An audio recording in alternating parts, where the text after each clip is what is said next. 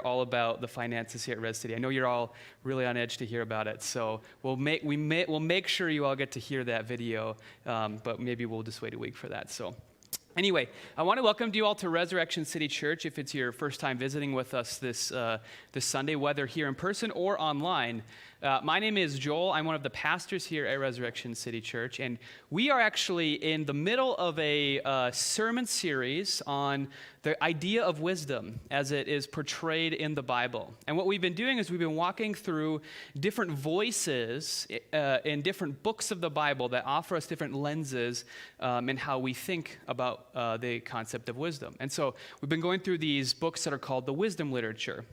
And we are going to be wrapping up our kind of mini-series on the book of Ecclesiastes this Sunday morning before we hop into the book of Job next Sunday. And today is kind of the postscript of the book of Ecclesiastes, where we want to kind of ask ourselves, we want to kind of sum up what we've seen in the book of Ecclesiastes so far and ask, what do we do with this? All right, so let me pray first as we head into the sermon, and then we will get going. Father, thank you for the opportunity to gather here this Sunday morning and to worship you. And as we head into this part of the service where we hear from you, where we learn from your word and what you have to say to us, God, just give us the ability to discern and hear and understand what you're saying, as well as how we can leave this place this Sunday morning, or leave the place wherever we're watching or listening to this, as people who are better equipped to live wisely and apply the wisdom of Ecclesiastes and of your son Jesus in our lives. We pray all this in the name of Jesus. Amen. So in the book of Ecclesiastes, we've kind of been jumping around a little bit. So we haven't gotten to every single verse in the book. And one verse that we didn't get to, but I just want to explain it to you real quickly.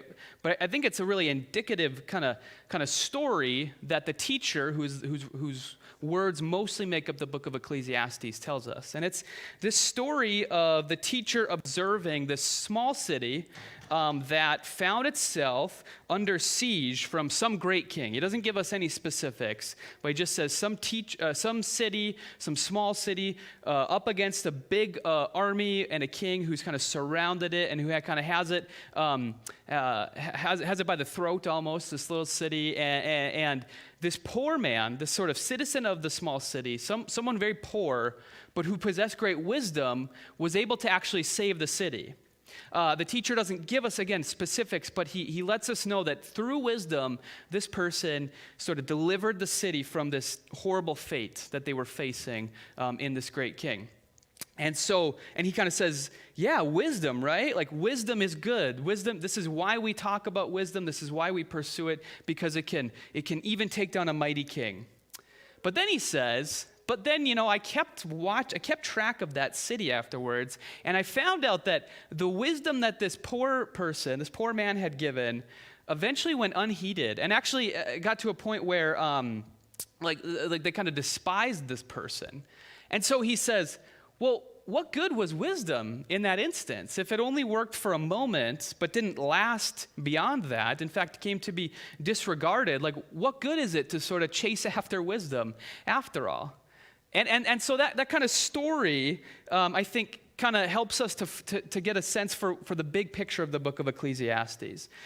Even good things don't last. They don't endure. They're fleeting. And so the author, the teacher in Ecclesiastes is really challenging us to ask the question, well, what's the purpose of this? What good is it, right? Is this all just meaningless? And if that's true, like, do the things that we care about, do they ultimately matter? Now, this is the conundrum that the book of Ecclesiastes has been offering us, we've been walking through it these last few weeks. And it makes us feel, if we're being honest, if we're really reading this book closely, it makes us feel that good and wise things are sort of unable to be grasped, right? We can't grab them and put them in a bottle and keep them. Right? Even if we get a hold of it for a little bit, it kind of leaves our fingertips. We can't hold on to it. It goes away eventually. And so it makes us feel like depressed and like nothing matters. That's one way that you can one place you can find yourself in reading this book of Ecclesiastes. Now, is this supposed to be the takeaway of the book? Like, if we're reading it closely and we're finding ourselves feeling that, is that where the book itself wants us to land at the very end. And is this how we're supposed to think of wisdom, more generally? And that's where we find another voice within the book of Ecclesiastes who actually wants to sort of help us to frame what we've been reading in the right context. And that's this second voice that we might call the author or the editor. It's someone who's come along, who's compiled these sayings of the teacher, put them in a book form, but then at the very end offers us their thoughts so that we can sort of frame what we've heard well in the context of wisdom and also the story of the whole Bible. All right, so what we're going to do today is we're going to talk about what the author, the editor, has to say about how we should read what we've seen so far in the book of Ecclesiastes. Okay, so let's start with their sort of summation of what we find here at the very end of the book. This is chapter 12. Okay, so the author says, everything is meaningless, says the teacher, completely meaningless. Keep this in mind. The teacher was considered wise, and he taught the people everything he knew. He listened carefully to many proverbs, studying and classifying them.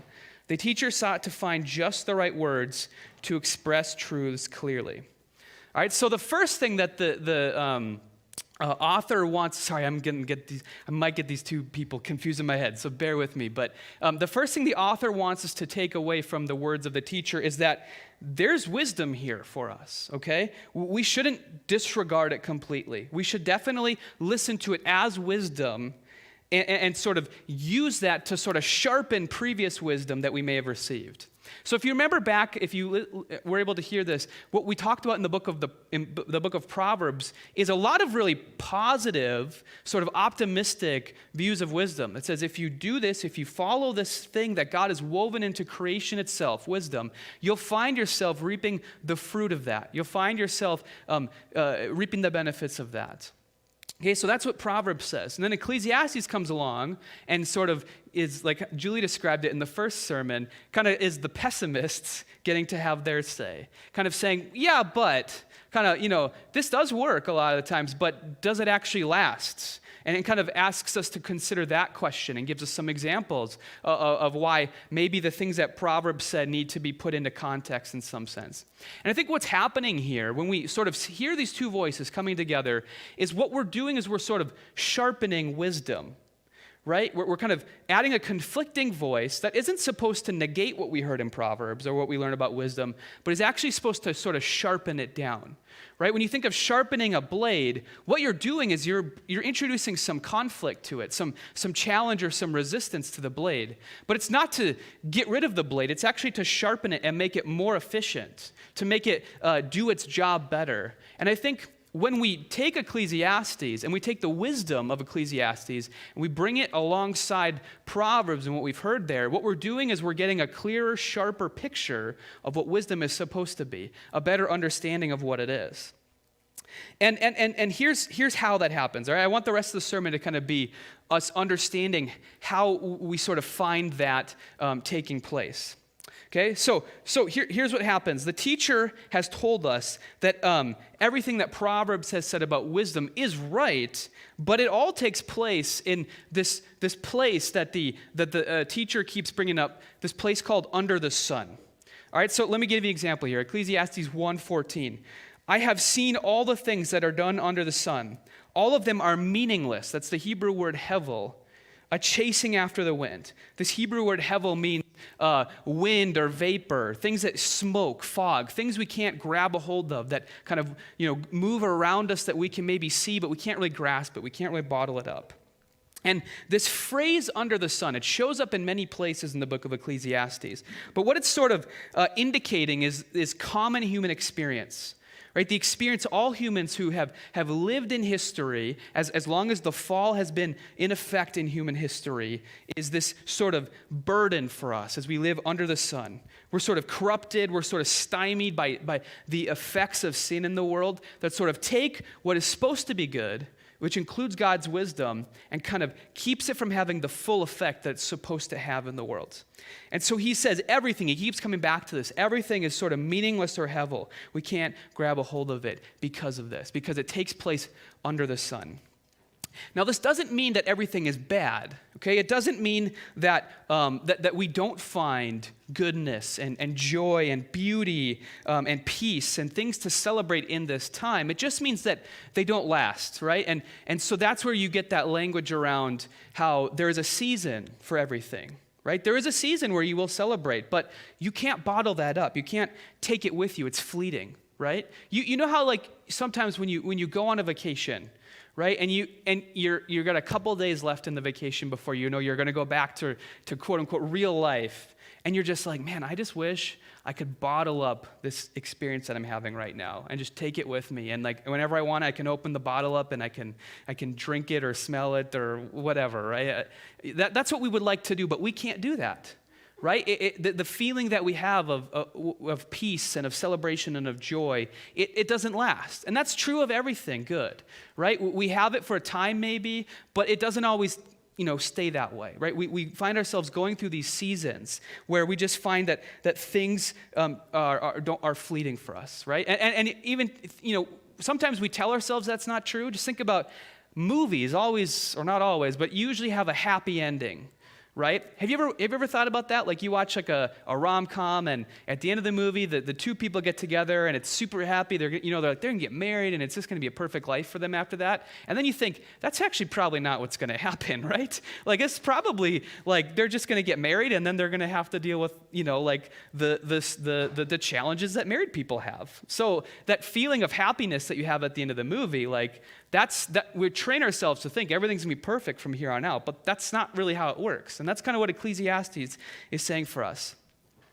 Now, if we take this sort of fear of that, or the feeling that because nothing lasts, nothing matters, to its logical extreme, we end up at a place called, or at least not far from, something called nihilism.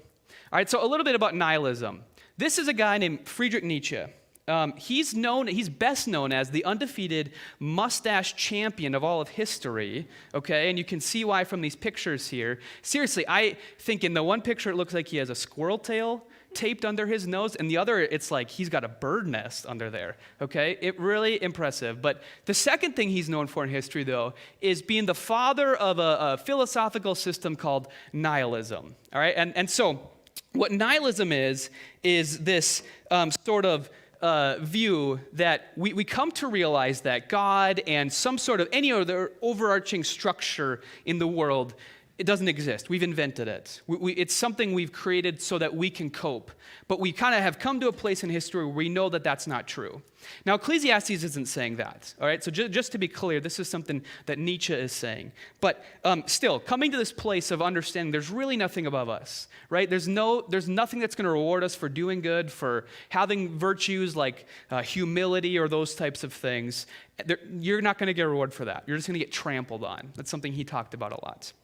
And so he expected people to be super depressed initially coming to that realization. He knew that would happen, right? That's a hard thing. That's a devastating thing to hear. But for Nietzsche, he thought the right answer to this is eventually people are going to come along, or someone. He talked about one singular person, but I think he expected other people to grasp this, which he called the Ubermensch, which is German for the overman or the superman or something like that. Someone who is above and kind of beyond everybody else. And this person would, through something called will to power, sort of take a hold of everything in the world, all of this meaningless, and sort of rearrange it according to their own will, according to their own sort of happiness, and see power as a virtue. And because nothing else really mattered, it doesn't really matter what you do and how it affects other people. We're going to take a hold of this and see it as a chance to create unlimited possibility in the world for ourselves. This was sort of the thing that Nietzsche thought would be the thing that would give people hope and value in the world.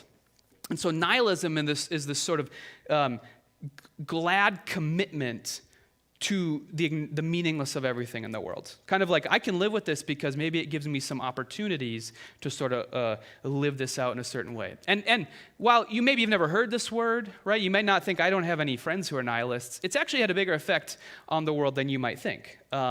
It really has kind of seeped into the mindset of the world in a lot of ways. I think when we say things like, no one's going to help me, I got to help myself. right? That's kind of a kind of saying, yeah, no one cares about me. No one's up there trying to help me out. I've got to grasp this a hold of myself. If I don't do it, no one's going to do it for me. That's a bit of a nihilistic sentiment, I think you could say, or at least what Nietzsche is kind of telling us to do. All right?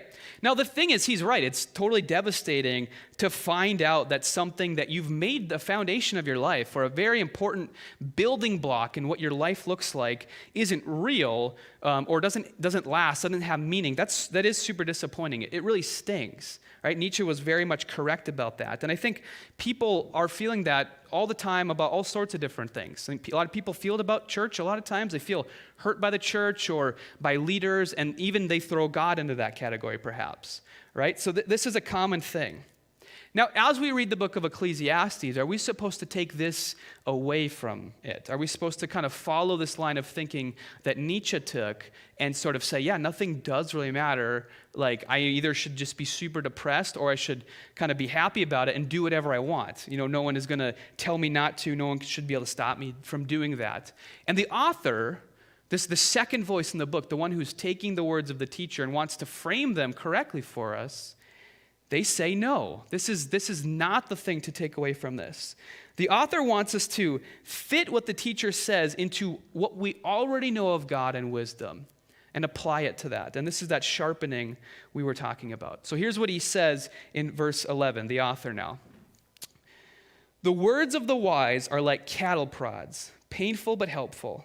Their collected sayings are like a nail-studded stick with which a shepherd drives the sheep.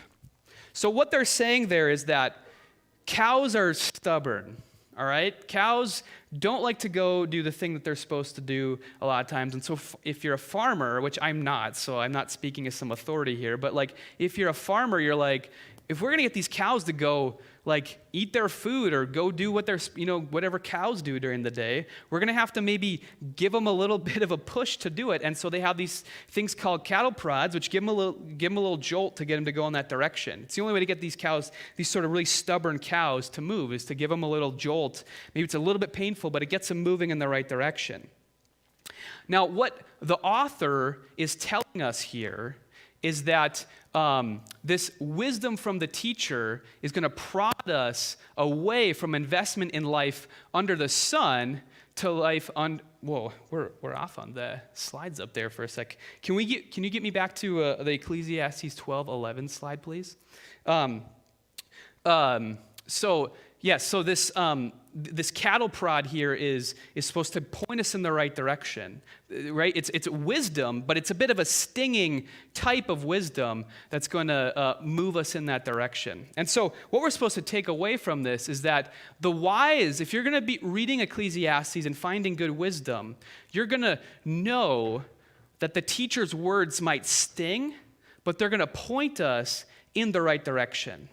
You're going to take that sort of little prodding, that little jolt, that little sting from these words that are hard to hear, but you're going to move in the right direction from them.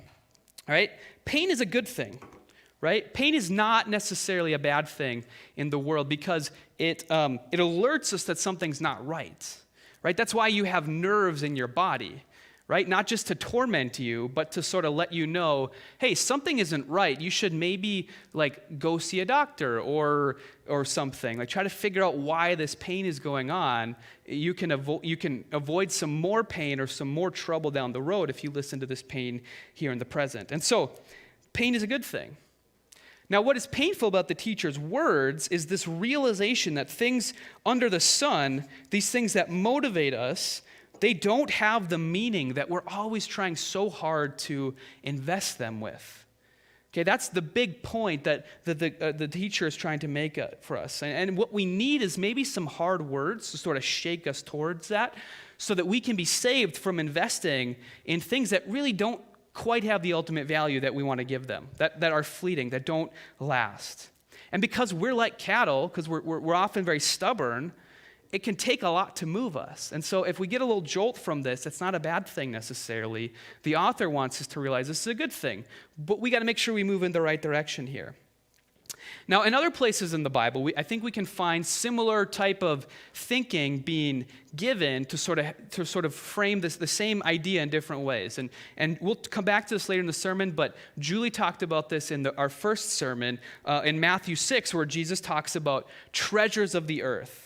Okay, things that we think are valuable here and now, think that have, all this value, that are treasures in a sense, but that really don't quite stand up to the scrutiny that they should, that we give them when we really apply that to it.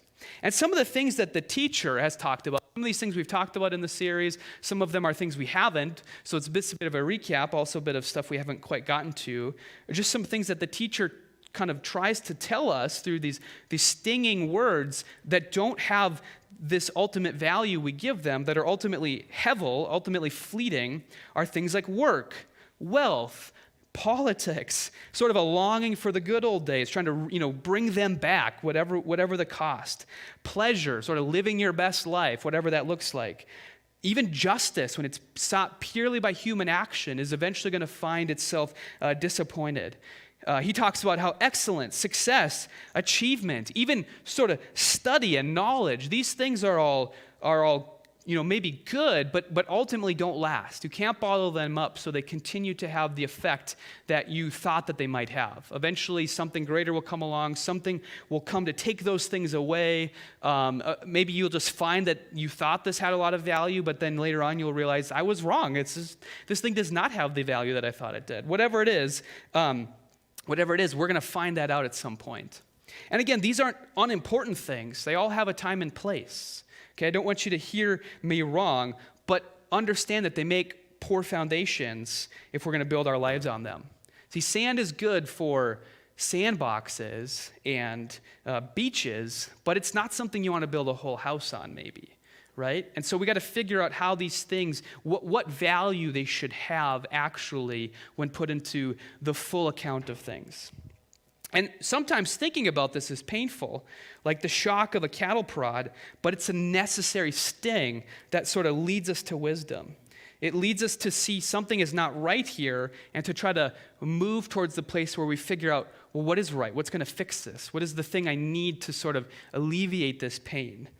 All right, and this is where the author steps in here as he kind of closes the account of the book, and he offers us some hope in the midst of this meaninglessness to sort of frame everything correctly by returning us to something that we've been talking a lot about in this series so far. So this is verses 13 and 14. That's the whole story. Here now is my final conclusion. Fear God and obey his commands, for this is everyone's duty. God will judge us for everything we do, including every secret thing, whether good or bad. So this stinging wisdom is supposed to point us back to the fear of the Lord. This thing that we've talked about kind of throughout this whole series on wisdom, because it continually is the thing that these authors, these writers of these different books on wisdom are telling us is the foundation, the starting point of true wisdom. Is a posture of awe and reverence, a correct ordering of ourselves before the Creator and King, God himself. Now to him, what might seem like hevel, like meaninglessness, is not.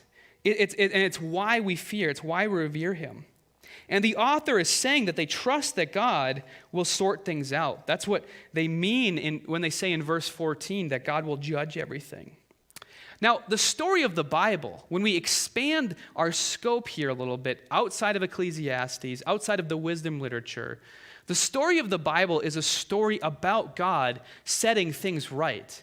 That's what it means when he judges the world, is he's setting it right again. It's been knocked off kilter, and God comes in and judges it, and what he's doing is he's correcting it. He's setting it right again, so it is no longer sort of going off the rails. That's what God does. He comes in and he corrects and he judges things. And what he has done is he's conquered sin and death in Jesus. These two things that ultimately really contribute to the meaninglessness, the hevel that the teacher has been talking about. He comes in, he conquers sin and death. That's what the cross and the resurrection are about. And so when we understand that, we don't need to follow the teacher to a place of despair. Now, Jesus' triumph, I want to dig into this a little bit more today. Jesus' triumph in defeating sin and death, what it does is it splits the world really into two ages. So the first age we could call life under the sun, what the teacher has been talking about. This age where things are sort of burdened by fleetingness, burdened by sin, we can't enjoy them fully. We can get glimpses of what they're meant for good as God intended, but we can't put it into a bottle. That's what life under the sun is. And so we find that these things don't have the ultimate meaning that we're trying to give them. And I think when you think about it, like when you really think about it, it's easy to understand that we live in a place that is sort of stymied by hevel, by sin, by death, right? That we all feel that in our bones on a daily basis. Some days more than others, but for sure, we know that this is true. Okay, this is not a hard wisdom to come to. And so if this wisdom is telling us this, then wisdom also must say that if everything under the sun is hevel, it's meaningless, then we have to find some way to value things according to a life that is not from this place, that is not going to ultimately make it be fleeting. All right? And so when God sorts things out and Christ liberates and remakes everything for his everlasting kingdom, he sorts it out by establishing a new life for us.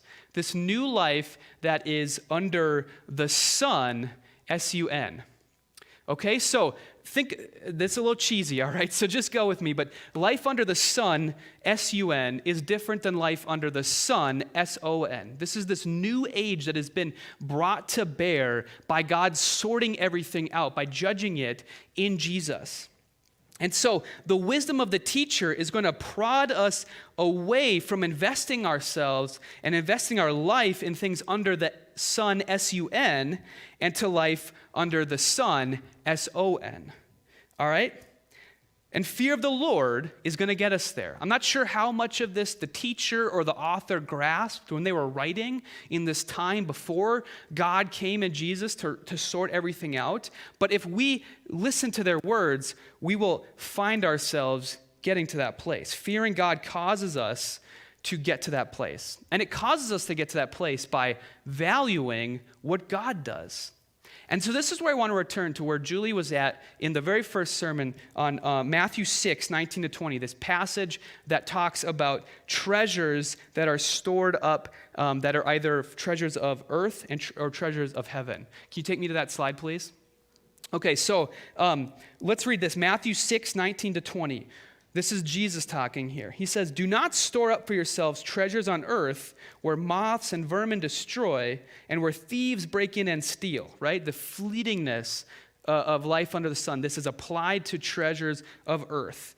They can rust, they can be destroyed by time and just the natural order of things, and they can be taken away from us. Okay, we can't necessarily know that they will always be kept for us because someone can always come and steal them from us. Instead, store up for yourselves treasures in heaven, where moths and vermin do not destroy, and where thieves do not break in and steal.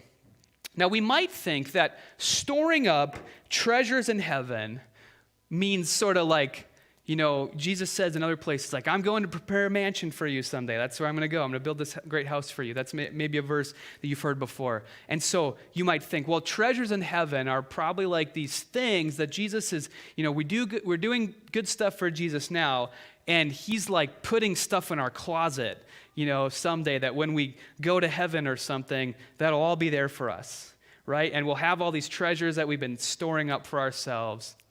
And I don't think that that's really, I want to change your thinking on that, if that's kind of how you think about it. I don't think that's really the point that Jesus is getting at here. That what treasures in heaven are these sort of spiritual things that, don't really matter in the world now, but we'll get them when we live in some spiritual existence later on, and that kind of render them, not effective or not meaningful in this time and place here. Okay? Treasures in heaven, instead, I would submit to you, are things that are seen as treasure by God and valued where he is king, where he is feared. Okay? These are things that are treasures to God, who is not affected by meaninglessness, by hevel, by sin, by death. Okay? And so what these things are things that have effect in the present, but also are not impacted by life under the sun, S-U-N. They endure to life, the next life. They endure, they aren't affected, right? So these are things that matter in the present now, but will also take with us, in a sense, when we do enter full life under the Son, S-O-N, the Son Jesus, when he comes and he redeems and liberates and recreates everything. Okay, these are things that have dual citizenship, just like we do, right? We are citizens of earth, but also citizens of heaven, right? We have a dual citizenship, and so when we're crossing borders, right, these are things we can take with us that aren't sort of checked at customs, right, if you think about it like that. Or think about it like this, right? If you're buying a house, let's say you're single, but you're at a place where you want to buy a house, and you're thinking, well, I want to buy a house that sort of fits my needs right now as a single person. But if you're really thinking about it, you're maybe asking the question too, well, what kind of stuff should I be looking for if I'm going to live in a house in a different season of life, right? What if I buy a house that I could get married in, right? And I could have kids in. So you'd be thinking about sort of stuff in the present that will last into the next season of life that you're living in.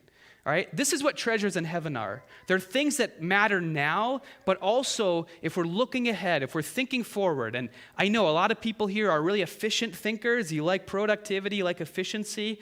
If we care about efficiency in what we're pursuing, we should care about finding things that last into the next age, right? And so these things aren't depreciated in value because moth and vermin and rust don't destroy them. They can't be stolen from us. Now, when we really dig into the book of Ecclesiastes, what we're finding is the wisdom of the teacher is helping us to figure out, it's indicating for us what things will and won't last. Okay? And sort of it's helping us to sort of say these things that I might think have value actually don't. Okay? But that doesn't mean that the things that are treasures in heaven that we come to value when we fear God don't last. And so we should be taking this wisdom of the teacher and using it to sort of tell ourselves to locate and invest in things that have enduring value, things that aren't affected by Hevel, that aren't things that aren't able to be grasped. And so what some of those things are, let me just give you an example. Let's use your work as an example. Remember, the teacher talked about how work and so much that comes from our toil and work on the earth ultimately is meaningless. It's ultimately valueless. And the types of things that he's talking about there, which we could also call treasures of the earth, are things like money, status, titles, fame, the nice suburban house that you're going to get from this job, right? All these things that we might, get a job for, to acquire for ourselves. The teacher's like, yeah, these things are great. There's a season for them. But really, if that's all you care about, you're going to be disappointed, right? All of those things are fleeting. None of those things last. None of those things are worth fully investing your life into.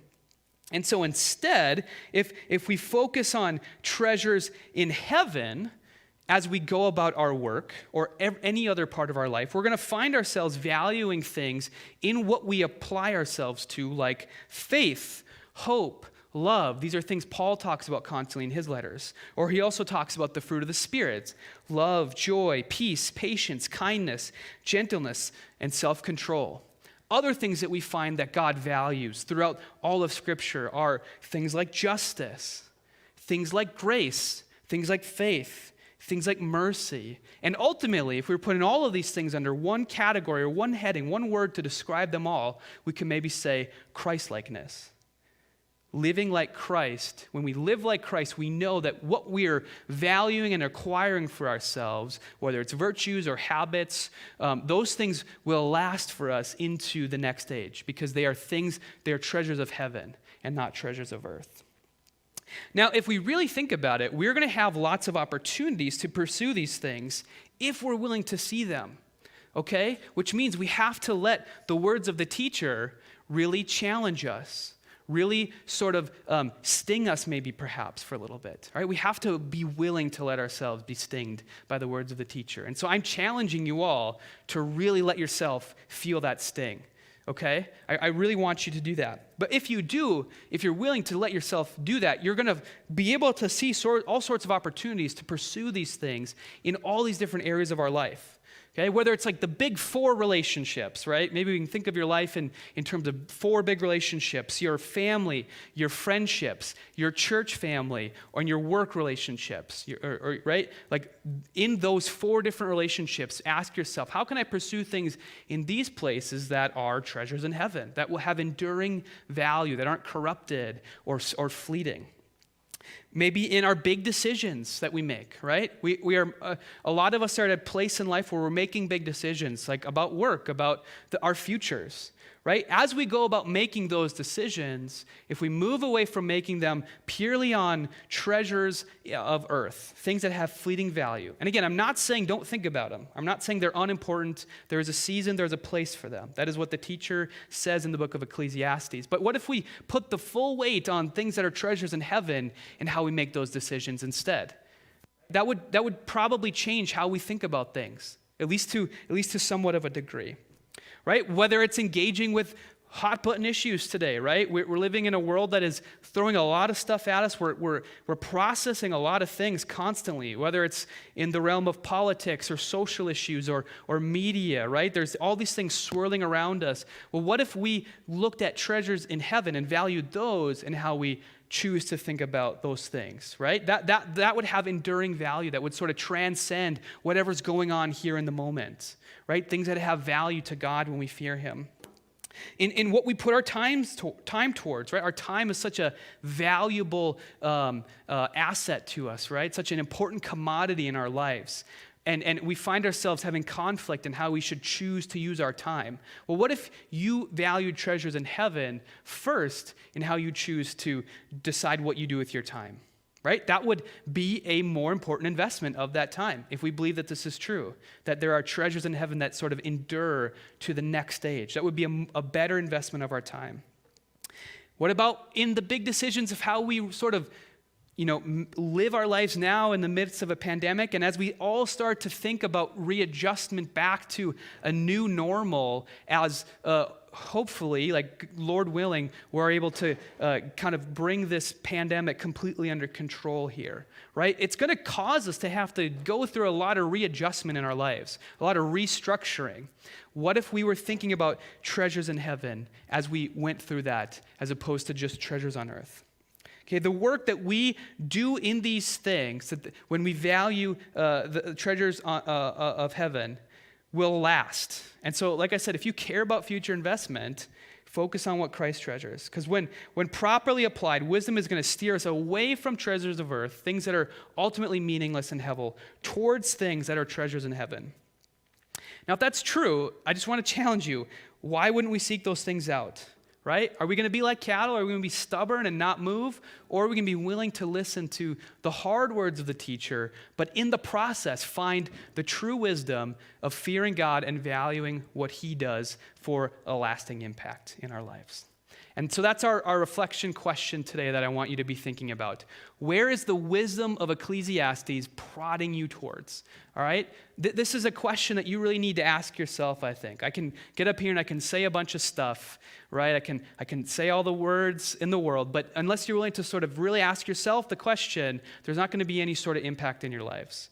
All right, so that's what I want to invite you to do as we head into this time of worship where we ask you to reflect on these things. And then as you go out from this place, whether you're here in person or online from us, the rest of the week here. So what I want to do is I want to pray, and then we'll do communion, and then we'll worship, and you can reflect on this question. Lord, we thank you that we're not subjected to life under the sun, S-U-N. God, we thank you that despite the fact that this is the way the world is, Lord, and that the words of the teacher, while harsh and hard to hear, are also true, God.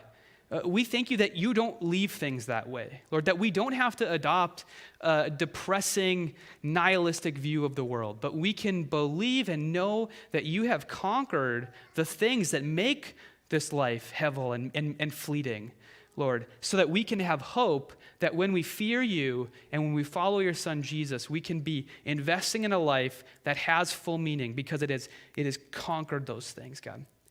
Give us wisdom through your Holy Spirit as we ask ourselves where we can pursue treasures in heaven more and treasures on earth less, God. Help that to be our mantra as we move forward on this Sunday and the rest of this week and far beyond it, Lord. We pray these things in the name of the Son, Jesus, who has conquered all.